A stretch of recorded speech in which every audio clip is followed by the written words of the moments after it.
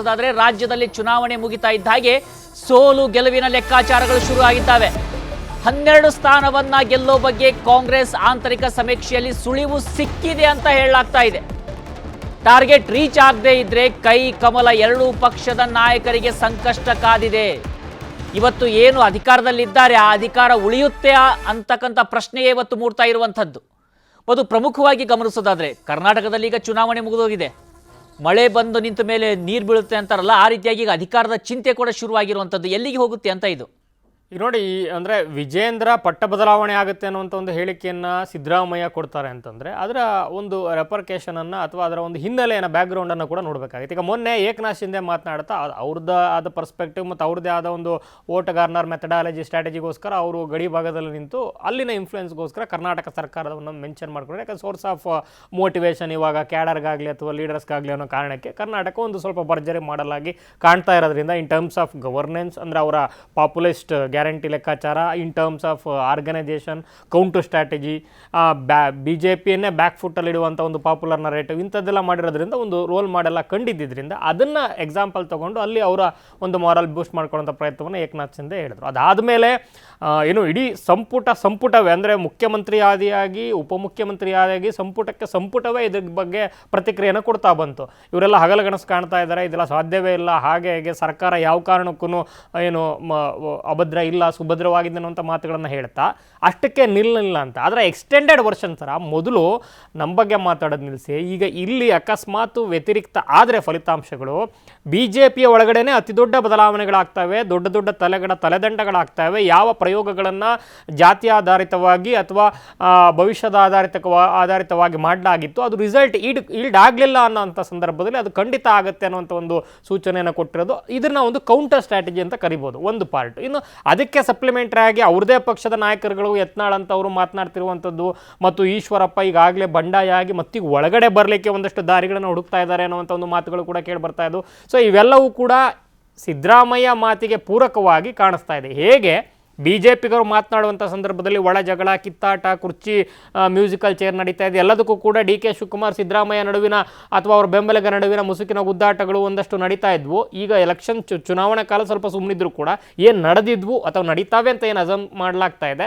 So ಆ ಹಿನ್ನೆಲೆಯಲ್ಲಿ BJPಗೆ ಹೇಗೆ ಅವಕಾಶ ಇದು, ಅದೇ ರೀತಿ ಕಾಂಗ್ರೆಸ್ಗೂ ಕೂಡ ಅಂಥದ್ದೊಂದು ಅವಕಾಶ BJP ಒಳಗಡೆ ಕಾಣಿಸ್ತಾ ಇರೋದ್ರಿಂದ ರಿಸಲ್ಟ್ ಆದಮೇಲೆ ಹಿಂಗಾಗ್ಬೋದು ಅಂತ ಅವರು ಒಂದು ಕೌಂಟರ್ ಗುಮ್ಮವನ್ನು ಬಿಟ್ಟಿದ್ದಾರೆ. ಅದು ಎಷ್ಟರ ಮಟ್ಟಿಗೆ ಮಟೀರಿಯಲೈಸ್ ಆಗುತ್ತೆ, ರಿಯಲೈಸ್ ಆಗುತ್ತೆ, ನಿಜ ಆಗುತ್ತಾ ಅನ್ನುವಂಥದ್ದನ್ನು ಕೂಡ ನೋಡಬೇಕು. ಅದು ಮುಂದಿನ ದಿನಗಳಲ್ಲಿ ಆಫ್ಟರ್ ಎಫೆಕ್ಟ್ಸ್ ಆಫ್ ರಿಸಲ್ಟ್ ಅಂತ ಕರಿಬೋದು. ಯಾಕಂದ್ರೆ ಈಗ ಸದ್ಯಕ್ಕೆ ಆಂತರಿಕವಾಗಿ ಕಾಂಗ್ರೆಸ್ಸು ನಂಬರ್ ಹೇಳ್ಕೊತಾ ಇದ್ದಾರೆ, ಅವ್ರು ನಾವು 20+ ಬರ್ತೀವಿ ಹೀಗೆಲ್ಲ ಮಾತನಾಡ್ತಾ ಇದ್ದಾರೆ. ಆದರೆ ಅದು ಪ್ರಾಕ್ಟಿಕಲಿ ಇಂಪಾಸಿಬಲ್ ಅನ್ಸಿದ್ರು ಕೂಡ ಆಲ್ಮೋಸ್ಟ್ ಒಂದು 12+ ನಾವು ಬರ್ತೀವಿ ಅನ್ನುವಂಥ ಒಂದು ವಿಶ್ವಾಸವನ್ನು ಬಹುತೇಕ ಕಾಂಗ್ರೆಸ್ಸಿಗರ ಒಂದು ಏನು ಪಡಸಾಲೆಯಲ್ಲಿ ಚರ್ಚೆಗಳಾಗ್ತಾ ಇದೆ ಅನ್ನುವಂಥದ್ದು ಬರ್ತಾ ಇರುವಂಥ ವರದಿಗಳು. ಅದಕ್ಕೆ ಪೂರಕವಾಗಿ BJPಯಲ್ಲಿ ಈಗ ಬೀದರ್ ಅಂತ ಜಾಗಗಳಲ್ಲಿ ಆಗಿರುವಂಥ ಬಂಡಾಯ, ಚಾಮರಾಜನಗರದಲ್ಲಾಗಿರುವಂಥ ಒಂದಷ್ಟು ಏನು ಅಭ್ಯರ್ಥಿಗಳ ಒಂದು ವರ್ಚಸ್ಸಿನ ಕೊರತೆ ಅಥವಾ ತುಮಕೂರಲ್ಲಾಗಿರುವಂಥ ಒಂದಷ್ಟು ವ್ಯತಿರಿಕ್ತ ಪರಿಣಾಮಗಳು, ಹೀಗೆ ಹಲವಾರು ಏನು ಲೆಕ್ಕಾಚಾರಗಳೇನಿದೆ ಅಥವಾ ಕೊಪ್ಪಳದಲ್ಲಾಗಿರುವಂಥ ಏನು ಡಿಫೆಕ್ಟು, ಆ ರೀತಿ ಎಲ್ಲ ಒಂದು ಆಯಾಮಗಳು ನೋಡಿದಂಥ ಸಂದರ್ಭದಲ್ಲಿ ಕಾಂಗ್ರೆಸ್ ಅದರದ್ದೇ ಆದಂಥ ಒಂದಷ್ಟು ಲೆಕ್ಕಾಚಾರಗಳನ್ನು ಹಾಕ್ಕೊಂಡು ಜಾತಿ ಸಮೀಕರಣ, ಗ್ಯಾರಂಟಿಯ ಬಲ ಮತ್ತು ನಾಯಕತ್ವದ ವರ್ಚಸ್ಸು, ಸಂಘಟನೆಯ ಲೆಕ್ಕಾಚಾರ ಜೊತೆಗೆ ಇವಾಗ 12+ ಅಂತ ಹೇಳ್ತಾ ಇದೆ.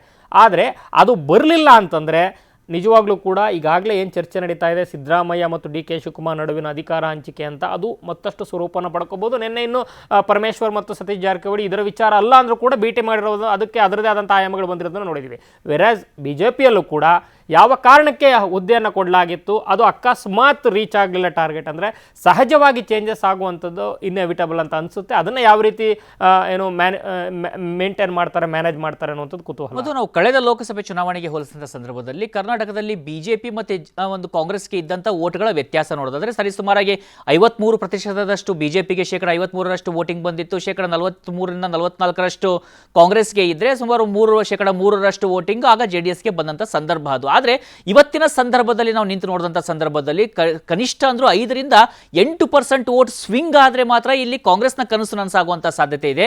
ಬಿಜೆಪಿಯ ಕನಸು ನನಸಾಗಬೇಕಾದ್ರೆ ಅಂದರೆ ಅವರ ಕನಸು ನನಸಾಗಬೇಕಾದಾಗ ಅವರ ವೋಟ್ ಶೇರ್ ಅನ್ನು ಅವರು ಉಳಿಸ್ಕೊಳ್ಳುವಂಥ ಗುರುತರವಾಗಿರ್ತಕ್ಕಂಥ ಜವಾಬ್ದಾರಿ ಕೂಡ ಇದೆ. ಹೀಗೆ ನಾವು ಅಂಕಿ ಸಂಖ್ಯೆ ಅಂಶವನ್ನ ಗಮನಿಸಿದಾಗ ಯಾವ ರೀತಿಯಾಗಿರ್ತಕ್ಕಂಥ ರಿಸಲ್ಟ್ ನಿಮಗೆ ಅನಿಸ್ತಾ ಇದೆ? ನೀವು ಹೇಳಿದಂತೆ if you go by numbers only, ಈಗ ನೋಡಿ ಯಾಕೆ ಕಳಿಸಲ್ಲ, ಈಗ ಅನುಕೂಲಕ್ಕೊಂದು ನಂಟು ಅಂತ ಆಗುತ್ತೆ, ಆದರೆ ಕಳಿಸಲ್ಲ ಅನಾನುಕೂಲಕ್ಕೆ ಅಂತಾನೆ ಮೈತ್ರಿ ಆಗಿದ್ದಂಥದ್ದನ್ನ ಅಸಹಜವಾದ ಮೈತ್ರಿ ಹಳೆ ಮೈಸೂರಲ್ಲಿ ಕಾಂಗ್ರೆಸ್ ಮತ್ತು ಏನು JDS ನಡುವೆ ಅದರ ವ್ಯತಿರಿಕ್ತ ಪರಿಣಾಮಗಳು ಎಲ್ಲ ಕಡೆ ಆಗಿತ್ತು. ಮತ್ತು ಅದಕ್ಕೆ ಪೂರಕವಾಗಿ ಜೊತೆಗೆ ಇಶ್ಯೂ ಪುಲ್ವಾಮಾ ಅಂತ ಒಂದು ಇಶ್ಯೂಗಳಿದ್ದಂಥ ಸಂದರ್ಭದಲ್ಲಿ ಮೋದಿ ಅವರ ವರ್ಚಸ್ಸು ಪೀಕಲ್ಲಿದ್ದಂಥ ಸಂದರ್ಭಗಳು. ಈ ಸಲ ಇಶ್ಯೂ ಲೆಸ್ ಆಗಿರುವಂಥ ಎಲೆಕ್ಷನ್ ಆಗಿದೆ ಅನ್ನೋ ಒಂದು ಭರವಸೆ ಅಥವಾ ಲೆಕ್ಕಾಚಾರದಲ್ಲಿ ಏನು ಕಾಂಗ್ರೆಸ್ ಇದೆ ಅದೇ ನಿಜ. ಆದರೆ ಒಂದು ಕಡೆ ಗ್ಯಾರಂಟಿಯ ಮತ ಬ್ಯಾಂಕು ಮಹಿಳೆಯರನ್ನ ತಲುಪಿದೆ, ಆ ಒಂದು ಗ್ಯಾರಂಟಿ ಎಫೆಕ್ಟ್ ಮತವಾಗಿ ಕನ್ವರ್ಟ್ ಆಗಿದೆ ಅನ್ನೋ ಲೆಕ್ಕಾಚಾರದಲ್ಲಿ ಏನಿದ್ದಾರೆ. ಚಿಕ್ಕೋಡಿಯಲ್ಲಿ ಮೊದಲಿಗಿಂತ ಜಾಸ್ತಿ ಚೆನ್ನಾಗಿದೆ, ಕಲಬುರಗಿಯಲ್ಲಿ ಚೆನ್ನಾಗಿ ಆಗಿಲ್ಲ ಅಂತಂದ್ರೂ ಈ ಸಲ ಅಲ್ಲಿ ಕಳೆದ ಸಲ ಯಾಕೆ ಜಾಸ್ತಿ ಆಗಿತ್ತು ಅಂತಂದ್ರೆ ಖರ್ಗೆ ಅವ್ರನ್ನ ಸೋಲಿಸಲೇಬೇಕು ಅನ್ನೋ ಲೆಕ್ಕಾಚಾರದಲ್ಲಿ ಬಿಜೆಪಿ ತುಂಬಾ ಸಂಘಟನಾತ್ಮಕವಾಗಿ ಕೆಲಸ ಮಾಡಿತ್ತು. ಈ ಸಲ ಆ ವೋಟರ್ಸ್ಗಳು ಅಥವಾ ಆ ಒಂದು ಸ್ಟ್ರಾಟಜಿ ಅಥವಾ ಆ ಒಂದು ಸಂಘಟನೆ ಕಂಡಿಲ್ಲ, ಹಂಗಾಗಿ ಕಾಂಗ್ರೆಸ್ ಬರುವಂತ ಮತಗಳು ಬರ್ತಿದೆ. ಹೀಗೆ ಅದರದ್ದೇ ಲೆಕ್ಕಾಚಾರದಲ್ಲಿದ್ದಾರೆ. ಸೊ ಆ ಒಂದು ಆಯಾಮಗಳನ್ನು ನೋಡಿದ್ರೆ ಸ್ವಿಂಗ್ ಆಗುವಂತ ಚಾನ್ಸಸ್ ಇದೆ. ಆ ಸ್ವಿಂಗ್ ಆಗುವಂತ ಚಾನ್ಸಸ್ಸು ಆ ವೋಟಿಂಗ್ ಪರ್ಸೆಂಟೇಜ್ ಅಲ್ಲಿ ವೇರಿಯೇಷನ್ ಆದರೂ ಕೂಡ ಸೀಟ್ ಕನ್ವರ್ಷನ್ ಅಲ್ಲಿ ಅದು ಅನುಕೂಲ ಆಗುತ್ತೆ ಅನ್ನುವಂಥ ಒಂದು ವಿಶ್ವಾಸದಲ್ಲಿದ್ದಾರೆ. ಆದರೆ ಬಿಜೆಪಿಗೆ ಈಗಿರುವಂಥ ಮತಗಳಿಕೆಯನ್ನ ಹಲವಾರು ಕಾರಣಗಳಿಗೆ ಮೋದಿಯವರ ವರ್ಚಸ್ಸು, ಹೊಸ ಮತದಾರರ ಒಂದು ಆಯಾಮ ಮತ್ತು ಕಳೆದ ಸಲ ಆದಂಥ ಅಸಹಜ ಮೈತ್ರಿ ಕಾಂಗ್ರೆಸ್ JDS ನಡುವೆ ಈ ಸಲ ಬಿಜೆಪಿ JDS ನಡುವೆ ಫಸ್ಟ್ ಟೈಮ್ ಆಗಿರುವಂಥ ಮೈತ್ರಿ ಏನಿದೆ ಅದರ ರಿಸಲ್ಟ್ ಕೂಡ ಇವಾಗ ಗೊತ್ತಾಗುತ್ತೆ. ಹೋಲ್ಡ್ ಮಾಡ್ಕೊಳ್ಳೋದ್ರಲ್ಲಿ in terms of on paper 50% solid ಆಗಿ ಕಾಣಿಸ್ತಾ ಇದೆ ಬಿಜೆಪಿ ಮತ್ತು JDS ನಡುವೆ ವೋಟ್ ಶೇರು. ಆದರೆ ಯಾಕಂದ್ರೆ ಕಳೆದ ಸಲ ಲೋಕಸಭಾ ಚುನಾವಣೆ ವಿಧಾನಸಭಾ ಚುನಾವಣೆ ನೋಡಿದಂಥ ಸಂದರ್ಭದಲ್ಲಿ, ಆದರೆ ಇನ್ ರಿಯಾಲಿಟಿ ಅದು ಲೋಕಸಭೆಯಲ್ಲಿ ಕನ್ವರ್ಟ್ ಆಗಿದೆಯಾ ಅನ್ನುವಂಥ ಕುತೂಹಲಕ್ಕೆ ಉತ್ತರ ಸಿಗುತ್ತಲ್ಲ, ಆವಾಗ ಇವರ ಒಂದು ವೋಟ್ ಶೇರ್ ಲೆಕ್ಕಾಚಾರಗಳು ನಿಜ ಆಗುತ್ತೆ ಇಲ್ವ ಅನ್ನೋದು ಗೊತ್ತಾಗೋದು. ಆದರೆ ಸದ್ಯಕ್ಕಂತೂ ಕಾಂಗ್ರೆಸ್ ನಮಗೆ ಅಂಥದ್ದೊಂದು ಅವಕಾಶ ಇದೆ, ಸ್ವಿಂಗ್ ಆಗುತ್ತೆ. ಅದು ಯಾವ ಕಾರಣಕ್ಕೆ ಅಂದರೆ ಗ್ಯಾರಂಟಿ ಮತ್ತು ಜಾತಿ ಸಮೀಕರಣ ಲೆಕ್ಕಾಚಾರದಲ್ಲಿ ನಾವು ಬಿಜೆಪಿಯನ್ನು ಕೌಂಟರ್ ಮಾಡ್ತೀವಿ ಅನ್ನೋ ಲೆಕ್ಕಾಚಾರದಲ್ಲಿ ನಂಬರ್ ಗೇಮ್ ಅನ್ನು ಮಾಡ್ಕೊಂಡು ಕೂತಿದೆ ಸದ್ಯಕ್ಕೆ ಆನ್ ಪೇಪರ್. ಈಗ ಒಂದು ಕಡೆ CM ಸಿದ್ದರಾಮಯ್ಯ ಹೇಳ್ತಾ ಇದ್ದಾರೆ ವಿಜಯೇಂದ್ರ ಬದಲಾಗಬಹುದು ಅಂತ, ಇನ್ನೊಂದು ಕಡೆ ಬಿಜೆಪಿ ಅದರಲ್ಲೂ ಪ್ರಮುಖವಾಗಿ ಒಂದು ಈ NDA ಏನಿದೆ NDA ಮೈತ್ರಿಕೂಟದ ಮುಖ್ಯಮಂತ್ರಿ ಆಗಿರುವಂಥ ಶಿಂದೆ ಹೇಳ್ತಾರೆ ಕರ್ನಾಟಕದಲ್ಲಿ ಬದಲಾವಣೆ ಆಗುತ್ತೆ ಅಂತ. ಪ್ರಾಕ್ಟಿಕಲ್ ಆಗಿ ಒಬ್ಬ ನಾರ್ಮಲ್ ಆಗಿ ನಾವಿಲ್ಲಿ ಕರ್ನಾಟಕದಲ್ಲಿ ನಿಂತು ನೋಡುವಂಥ ಸಂದರ್ಭ ಬಂದಾಗ ಇಲ್ಲಿ ಕಾಂಗ್ರೆಸ್ನಲ್ಲಿ ಏನಾಗುತ್ತೆ, ಬಿಜೆಪಿಯಲ್ಲಿ ಏನಾಗುತ್ತೆ, ಅವ್ರು ಅನ್ಕೊಂಡಂಗೆ ಮತ ಬಂದ್ರೆ ಅಥವಾ ಬರ್ದೇ ಇದ್ರೆ ಅವೆರಡೂ ಆಯಾಮವನ್ನು ಗಮನಿಸೋದಾದ್ರೆ ನೋಡಿ, ಅನ್ಕೊಂಡಂಗೆ ಮತ ಬಂದಂತ ಸಂದರ್ಭದಲ್ಲಿ ಸಹಜವಾಗಿ DK ಶಿವಕುಮಾರ್ ಅವರು ತಮ್ಮ ಒಂದು ಏನು ಚೌಕಾಸಿಯನ್ನು ಜಾಸ್ತಿ ಮಾಡಬಹುದು. ಯಾವ ಕಾರಣಕ್ಕೆ ಅಂತಂದ್ರೆ ಸಂಪೂರ್ಣವಾಗಿ ಮುಖ್ಯಮಂತ್ರಿ ಆಗೇ ಬಿಡ್ತೀನಿ ಅನ್ನೋ ಒಂದು ಲೆಕ್ಕಾಚಾರದಲ್ಲ, ಅವರ ದೂರದೃಷ್ಟಿ ಲೆಕ್ಕಾಚಾರವನ್ನು ನೋಡಿದ್ರೆ ಸತೀಶ್ ಜಾರಕಿಹೊಳಿ ಅವರು ಇರ್ಬೋದು, ಜಮೀರ್ ಅಹಮದ್ ಇರ್ಬೋದು, ಅಥವಾ ಮಹದೇವಪ್ಪ ಇರ್ಬೋದು, ಅಥವಾ ಮುನಿಯಪ್ಪ ಇರ್ಬೋದು, ಅಥವಾ ಪರಮೇಶ್ವರ್, ಇವರೆಲ್ಲರೂ ಕೂಡ ಹೆಚ್ಚುವರಿ ಒಂದು DCM ಸ್ಥಾನಗಳ ಬಗ್ಗೆ ಬೇಡಿಕೆಯನ್ನೇ ಇಡ್ತಾ ಇದ್ದಾರೆ. ಅದಕ್ಕೆ ಪೂರಕವಾಗಿ ನಮ್ಮ ಪರ್ಫಾರ್ಮೆನ್ಸ್ ಕೂಡ ಇದೆ. ಹೇಗೆ ನೀವು KPCCಯಲ್ಲಿ ಅಧ್ಯಕ್ಷತೆಯಲ್ಲಿ DK ಶಿವಕುಮಾರ್ ಅವರ ಒಂದು ಪರ್ಫಾರ್ಮೆನ್ಸ್ ಇದೆ ಅನ್ನೋ ಕಾರಣಕ್ಕೆ DCM ಆಗಲಿ ನೀವು ಕೊಟ್ರಿ ಅಂತ, ಅದೇ ಕಾರಣಕ್ಕೆ ನಮಗೂ ಕೊಡಿ ಅನ್ನೋಂಥ ಒಂದು ಸಂದರ್ಭ ಬಂದರೆ ಮುಖ್ಯಮಂತ್ರಿಯ ಚೌಕಾಸಿಯನ್ನು ಜಾಸ್ತಿ ಮಾಡಿ ತಮ್ಮ ಒಂದು ಏಕೈಕ DCM ಸ್ಥಾನವನ್ನು ಉಳಿಸ್ಕೊಳ್ಳುವಂಥ ಪ್ರಯತ್ನವನ್ನು ಮಾಡ್ಬೋದು. ಆ ಮೂಲಕ ಒನ್ನಾರಾದರವೇ ಸಿದ್ದರಾಮಯ್ಯ ಅವರು ತಮ್ಮ 5 ವರ್ಷದ ಅಡ್ವಾಂಟೇಜ್ ಅನ್ನು 5 ವರ್ಷಕ್ಕೆ ಏನು ಅವರು ಪರ್ಸೆಪ್ಷನ್ ಇಟ್ಕೊಂಡಿದ್ದಾರೆ ಅಥವಾ ಲೆಕ್ಕಾಚಾರಗಳನ್ನ ಇಟ್ಕೊಂಡಿದ್ದಾರೆ ದೂರದೃಷ್ಟಿಯನ್ನು, ಅದನ್ನ ಈ ಒಂದು ತಿಕ್ಕಾಟದೊಳಗಿನ ಒಂದು ಏನು ಕಂಫರ್ಟಬಲ್ ಝೋನ್ ಅನ್ನು ಹುಡ್ಕೊಳ್ಳುವಂಥ ಪ್ರಯತ್ನ ಕೂಡ ಆಗ್ಬೋದು. ವೇರಾಸ್ ಬಿಜೆಪಿಯಲ್ಲಿ ಸಹಜವಾಗಿ ಇದು ಬಂದಂಥ ಸಂದರ್ಭದಲ್ಲಿ ಪೂರಕವಾಗಿ ಅಟ್ಲೀಸ್ಟ್ 20-20ರವರೆಗೆ 18+20ರವರೆಗೆ ಹೋದಂಥ ಸಂದರ್ಭದಲ್ಲಿ ಮಾತ್ರ ವಿಜಯೇಂದ್ರ ಅವರಿಗಾಗಲಿ ಯಡಿಯೂರಪ್ಪ ಅವರಿಗಾಗಲಿ ಫರ್ದರ್ ಚೌಕಾಸಿಯ ಶಕ್ತಿ ಇರುತ್ತೆ ಅಥವಾ ಫೈಟ್ ಮಾಡುವಂಥ ಶಕ್ತಿ ಇರುತ್ತೆ. ಯಾಕಂದರೆ ಈ ಸಲದ ಟಿಕೆಟ್ ಡಿಸ್ಟ್ರಿಬ್ಯೂಷನ್ನು ಮತ್ತು ಎಲ್ಲ ಆಯಾಮಗಳಲ್ಲೂ ಕೂಡ ಲೋಕಸಭಾ ಚುನಾವಣೆಯಲ್ಲಿ ಸಂಪೂರ್ಣ ಸ್ವಾತಂತ್ರ್ಯವನ್ನು ಕೊಡಲಾಗಿದೆ. ಯಾವ ಒಂದು ಸಪ್ರೆಸ್ ಮಾಡಲಾಗಿದೆ ವಿಜಯೇಂದ್ರ ಅವ್ರನ್ನ ಕೊಡ್ತಾ ಇಲ್ಲ ಸ್ಥಾನಮಾನಗಳೆಲ್ಲ ಅಂತ ಒಂದು ನರೇಟಿವ್ ಬಿಲ್ಡ್ ಮಾಡಿದ್ರು, ಅದನ್ನು ಕೊಟ್ಟಾಗಿದೆ. ಸೊ ಕೊಟ್ಟಾದ ಮೇಲೆ ಆ ಒಂದು ಮಿಸ್ಟೀರಿಯಸ್ ನರೇಟಿವ್ ಇತ್ತಲ್ಲ ಅದನ್ನು ಕೂಡ ಕ್ರ್ಯಾಕ್ ಮಾಡ್ದಂಗೆ ಆಗುತ್ತೆ. ಸೊ ಈ ಹಿನ್ನೆಲೆ ಆಯ್ತು ಪಾಸಾ ಫೇಲ್ ಅನ್ನುವಂಥ ಒಂದು ನಿರ್ಣಾಯಕ ಘಟ್ಟದಲ್ಲಿ ವಿಜೇಂದ್ರ ಕೂಡ ಬಂದಿದ್ದಾರೆ, ರಾಜ್ಯ ಬಿಜೆಪಿ ಕೂಡ ಬಂದಿದೆ, ಸೊ ಹೈಕಮಾಂಡ್ ಕೂಡ ಬಂದಿದೆ. ಆದರೆ ಅಲ್ಲಿನ ಒಂದು ನಾಯಕತ್ವ ಯಾವ ಮಟ್ಟದ ಬಹುಮತವನ್ನು ಪಡ್ಕೊಳ್ಳುತ್ತೆ ಮತ್ತು ಅಲ್ಲಿ ಯಾರು ಕೂರ್ತಾರೆ ಅನ್ನೋದ್ರ ಮೇಲೆ ಇಲ್ಲಿನ ರಾಜ್ಯ ನಾಯಕತ್ವದ ಬದಲಾವಣೆಗಳಿಗೂ ಕೂಡ ಒಂದಷ್ಟು ಆಯಾಮಗಳು ಸಿಗ್ತವೆ.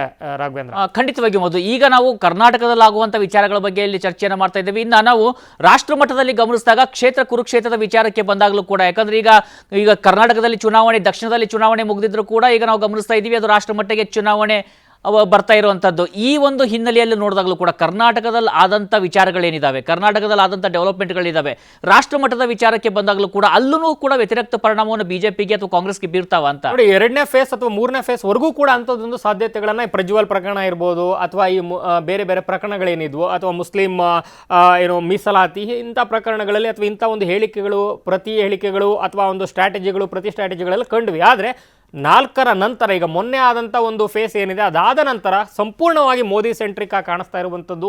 ಅದರ ಆಚೆಗೆ ರಾಹುಲ್ ಗಾಂಧಿ ಅವರು ಏನೆಲ್ಲ ಸ್ಟೇಟ್ಮೆಂಟ್ಗಳನ್ನು ಕೊಡ್ತಾ ಇದ್ರು ಕೂಡ, ಕೇಜ್ರಿವಾಲ್ ಹೊರಗಡೆ ಬಂದು ಅವರು ಕೂಡ ಹಲವಾರು ಸ್ಟೇಟ್ಮೆಂಟ್ಗಳನ್ನು ಕೊಡ್ತಾ ಇರುವಂಥದ್ದು. ಅದನ್ನು ಪ್ಲಸ್ ಆಗಿ ಕನ್ವರ್ಟ್ ಮಾಡ್ಕೊಳ್ಳೋ ರೀತಿ ಬಿಜೆಪಿ ಸ್ಟ್ರಾಟಜಿನ ಮಾಡ್ತಾ ಇರುವಂಥದ್ದು. ಒಂದಷ್ಟು ಗ್ಯಾಂಬ್ಲಿಂಗ್ ಅನ್ನಂತೂ ಬಿಜೆಪಿ ಈ ಸಲ 4ನೇ ಫೇಸ್ ಆದ ಮೇಲೆ ಮಾಡ್ತಾ ಇದೆ. ಸೊ ಈ ಹಿನ್ನೆಲೆಯಲ್ಲಿ ಮತ್ತೆ ಬ್ಯಾಕ್ ಟು ಮೋದಿ ಇಮೇಜ್ ಸುತ್ತ ಅಥವಾ ಮೋದಿಗಾಗಿ ಅಥವಾ ಬಲಿಷ್ಠ ನಾಯಕತ್ವಕ್ಕಾಗಿ ಈ ಸಲ ಒಂದಷ್ಟು ವಿಂಟೇಜ್ ಮೋದಿ ಬಂದಿದ್ದಾರೆ. ಈಗ ಹಲವಾರು ಮುಸ್ಲಿಂ ವರ್ಸಸ್ ಹಿಂದುತ್ವ ಅಂತ ಏನು ಬಂದಿತ್ತು ಅದನ್ನು ಮೀರಿ ಈ ಸಲ ಮತ್ತೆ ಅಂದರೆ ಆ ಒಂದು ಟ್ರ್ಯಾಕ್ಷನ್ ಕೊಟ್ಟಂತ ಆರಂಭದಲ್ಲಿ 2-3 ಫೇಸಲ್ಲಿ ಅಂಥ ಟ್ರ್ಯಾಕ್ಷನ್ ಇಲ್ಲ ಅಂತಿದ್ದಂಥದ್ದು ಈ ಸಲ 3-4ನೇ ಹಂತ ಆದಂಥ ಸಂದರ್ಭದಲ್ಲಿ ಮತ್ತೆ ಮೋದಿಯವರ ಸುತ್ತ ನಡೀತಾ ಇರುವಂಥ ಹಿನ್ನೆಲೆಯಲ್ಲಿ ಇಲ್ಲಿನ ಒಂದು ವಿಚಾರಗಳು ಬಹುತೇಕ ಈಗಾಗಲೇ ಮುಗ್ದಿರೋದ್ರಿಂದ ರಾಷ್ಟ್ರ ಮಟ್ಟದಲ್ಲಿ ಈಗಾಗಲೇ ಪ್ರಜ್ವಲ್ ಪ್ರಕರಣ ಒಂದಷ್ಟು ಮಟ್ಟಿಗೆ ತಗ್ಗಿದೆ. ಅದರ ಒಂದು ಲೆಕ್ಕಾಚಾರಗಳು ಪರಸ್ಪರ ಆರೋಪ ಪ್ರತ್ಯಾರೋಪಗಳಾಯಿತು. ಸೊ ಈಗ ಮುಂದೇನು ಆಯಾ ಪ್ರಾದೇಶಿಕ ಚೌಕಟ್ಟಿನಲ್ಲಿ ವೆಸ್ಟ್ ಬೆಂಗಾಲಲ್ಲಿ ಅದರದೇ ಆದಂಥ ಇಶ್ಯೂಗಳಿವೆ, ದೆಹಲಿಯಲ್ಲಿ ಅದರದೇ ಆದಂಥ ಇಶ್ಯೂಗಳಿದೆ, ಉತ್ತರ ಪ್ರದೇಶದಲ್ಲಿ ಅದರದೇ ಆದಂಥ ಅಸ್ಮಿತೆ ಮತ್ತು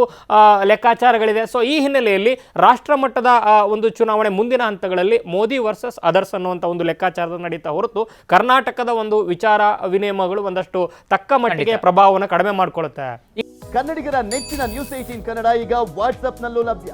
ಕರ್ನಾಟಕ, ದೇಶ ವಿದೇಶಗಳ 360 ಡಿಗ್ರಿ ಸುದ್ದಿಯ ವಿವರಗಳನ್ನ ನಿಮ್ಮ ಕೈ ಬೆರಳುಗಳಲ್ಲೇ ಪಡಿಲಿಕ್ಕೆ ಈ QR ಕೋಡ್ ಅನ್ನ ಸ್ಕ್ಯಾನ್ ಮಾಡಿ, ನಮ್ಮ ಚಾನಲ್ ಫಾಲೋ ಮಾಡಿ, ನೋಟಿಫಿಕೇಶನ್ ಆನ್ ಮಾಡಿ.